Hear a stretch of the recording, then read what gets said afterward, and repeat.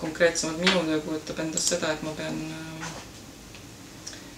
analüüsima, mis toimub Euroopa Liidu liikmesriikides, täpsemalt siis lihaturul, ja siis hindama, kas on vaja vastu võtta mingeid meetmeid, need välja pakkuma ja siis ootama liikmesriikide reaktsiooni ja pärast nendepoolset kooskõlastust siis rakendama vastavad meetmed. Põllumajanduse peadirektoraat, ma arvan, kui ma üritan olla objektiivne, on oluline, sest eelarvest 40% ka töötajate arvult on peadirektoraat üsna suur, siin töötab üle 1000 inimese. Põllumajanduspoliitikast rääkides, see oli üks esimesi ühiseid poliitikaid ja seal oli põhieesmärgid, mis on säilinud tänaseni, millest üks oli see, et tagada Euroopa Liidu põllumajandustootjale stabiilne sissetulek, mõistlik sissetulek, aga et ta saaks selle raha eest ka oma tootmist moderniseerida. Teiseks oli oluline see, et Euroopa Liidu tarbijale tagada stabiilne toidu pakkumine. Toit peab olema ka kvaliteetne.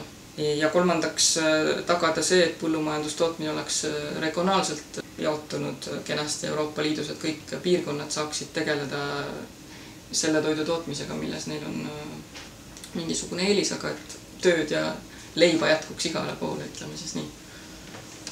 Ja loomulikult see poliitika on olnud surve all, eelkõige tänu selle suurele koormusele Euroopa Liidu eelarvele, aga ka läbi aastate on poliitika arenenud ja areneb pidevalt edasi. Praegugi oleme reformiprotsessis ja põllumajandussektor Euroopa Liidus tänu sellele on muutunud palju konkurentsivõimelisemaks.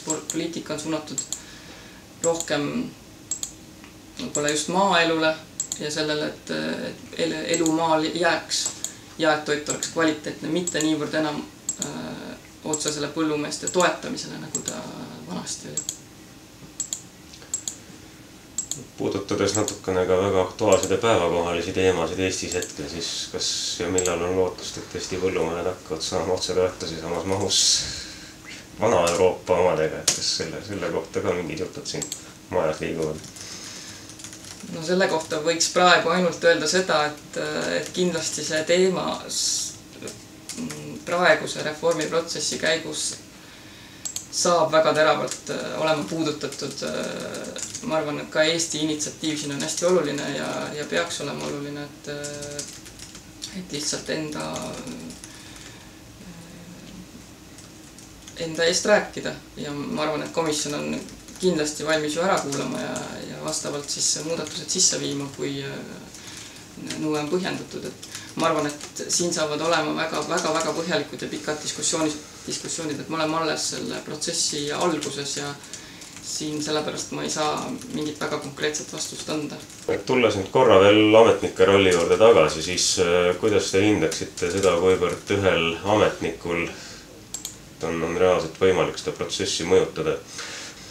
No võib-olla väljast vaatajale, kui rääkida sellisest väga üldisest poliitikast ja suurtest otsustest, siis loomulikult üks tavaline ametnik väga palju ei mõjuta, aga tehnilisel tasandil kindlasti on see mõju päris suur, sest tihtipeale ongi ainult üks ekspert teatud valdkonnas, kes otsustab, kas on vaja viia mingeid muudatusi seadusandluses, siis tema otsustab, millised võiksid need olla muudatused või tema vähemalt pakub välja ja siis on liikmesriikide asi otsustada, kas need muudatused sobivad neile.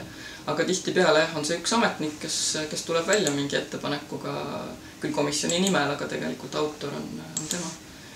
Nii et ma arvan jah, et tehnilisel tasandil ja sellistes praktilistes küsimustes on see võim täiesti olemas, aga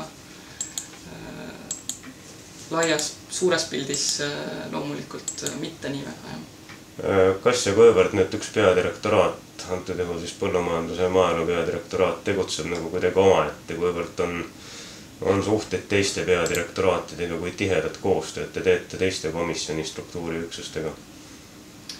Koostöö on väga tihe, et mina näiteks oma töös pidevalt suhtlen, ma arvan, umbes 5 teise peadirektoraadiga, et kui meie siin võtame vastu mingi otsuse kaubanduse valdkonnas, siis see puudutab ju kahtlemata kaubanduse peadirektoraati, aga ka tolli ja maksunduse peadirektoraati. Näiteks on mul olnud kokkupuuteid ka isegi tööhõive peadirektoraadiga, kuna oli siin küsimus tööjõust tapamajades Saksamaal. Siis ka keskkonna peadirektoraat, Research and Development, teadus-arendustegevuse peadirektoraat.